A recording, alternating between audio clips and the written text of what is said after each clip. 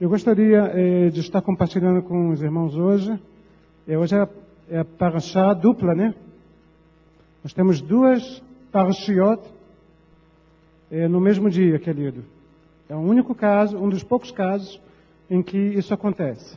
Nós temos Hukat e nós temos Balak. Então eu gostaria que vocês abrissem suas Bíblias no texto da parashá, em Números. Eu vou estar me auxiliando de computador porque há muito o que falar e nós talvez não tenhamos tempo o suficiente para tratar de cada detalhe da parashá, porque a riqueza da palavra de Deus no original é uma coisa que nos constrange, mas nós vamos tentar resumir o máximo que nós podemos. Vamos abrir lá em Números 19. Eu não vou ler todo o texto, obviamente, porque o texto já foi lido e já está bem gravado em nossas mentes, mas eu vou ler uma primeira parte, que é a parte mais importante, sobre Tará Adumá. Tará Adumá. A tradução em português está novilho vermelho. Começaram a mudar o texto aí. Se trata de uma vaca. Tará é a palavra para vaca, que tem que ter até 4 anos de idade. Então vamos ler aqui os primeiros versículos. Disse também o Senhor a Moisés e a Arão: esta é a exigência da lei que o Senhor ordenou. Mande os israelitas trazerem uma novilha, ou uma vaca vermelha, sem defeito e sem mancha, sobre a qual nunca tenha sido colocado carga, jugo. Vocês a darão ao sacerdote Eleazar, ela será levada para fora do acampamento e sacrificada na presença dele. Então o sacerdote Eleazar pegará um pouco do sangue com o dedo e o espergirá 7 vezes na direção da entrada da tenda do encontro. No caso, no período do templo, em direção à entrada do templo. Eu quero que os irmãos imaginem que a entrada do templo estava direcionada para o nascer do sol. No nascer do sol em Jerusalém está o Monte das Oliveiras.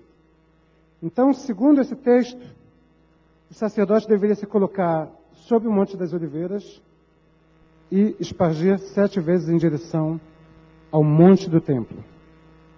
Isso é importante para que a gente possa compreender mais tarde algumas outras questões. Na presença dele, a novilha será queimada. O couro, a carne, o sangue, o excremento. O sacerdote apanhará um pedaço de madeira de cedro, isopo e lã vermelha, e os atirará ao fogo que estiver queimando a novilha. Depois disso, o sacerdote lavará as suas roupas e se banhará com água. Então poderá entrar no acampamento, mas estará impuro até o cair da tarde. Irmãos, isso é uma coisa que nem mesmo os rabinos ortodoxos, nem mesmo os Chabad, que é a linha mais radical, conseguem compreender. Como pode ser que um sacrifício torna o sacerdote imundo? Este é o único sacrifício em que o sacerdote, ao terminar, ele está imundo até a tarde. Daqui a pouco nós vamos compreender isso. Vamos lá. Um homem cerimonialmente puro recolherá as cinzas da novilha, da vaca, e as colocará no lugar puro, para fora do acampamento. Serão guardadas pela comunidade de Israel para o uso da água da purificação, para a purificação de pecados. Aquele que recolher as cinzas da novilha lavará as suas roupas e ficará impuro até o cair da tarde. Ele também não sacrificou. Ele só pegou as cinzas, levou para um lugar afastado e também ficou impuro. Há um segredo espiritual que o nosso Deus nos deu nesse texto. Vamos lá. Quem tocar... Peraí. Pulei aqui.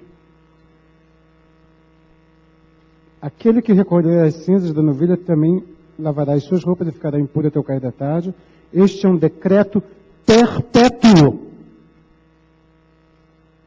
Israel não pratica isso hoje. Mas aqui está dizendo que é uma ordenança perpétua. Jamais deveria ter parado de ser praticado. Tanto para os israelitas como para os estrangeiros, para os gentios, para os crentes no mundo todo. Como pode ser? 99% das leis judaicas são para judeus. Mas esta lei da purificação é para judeus e estrangeiros.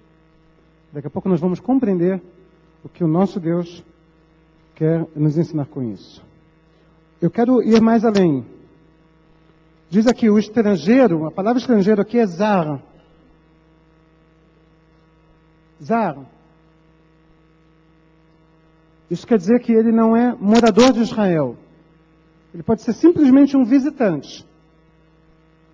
Simplesmente um visitante. Nem mesmo um morador de Israel ele precisa ser. Ele tem que cumprir este processo da purificação que está aqui. Daqui a pouco nós vamos compreender mais o que está escrito aqui.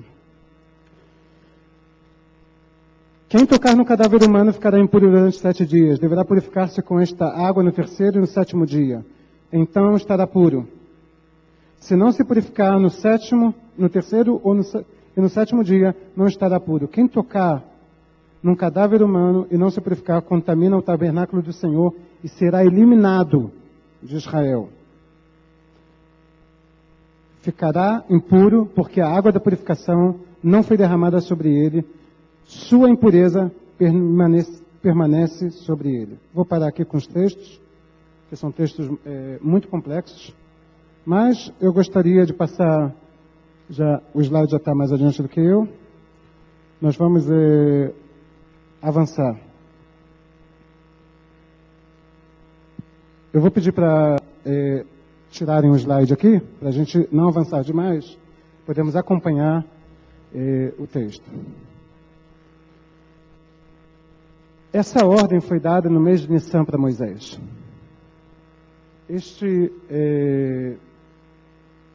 Não sei se vocês sabem disso, mas é o mês que precede o Pêssar, a Páscoa. E a relação da pará do mar, da vaca vermelha, está ligada diretamente ao sacrifício da Páscoa. Apesar do texto não tratar disso aqui. Daqui a pouco vocês vão compreender uma coisa. Quando chegou no mês de Nissan, houve a morte de Miriam.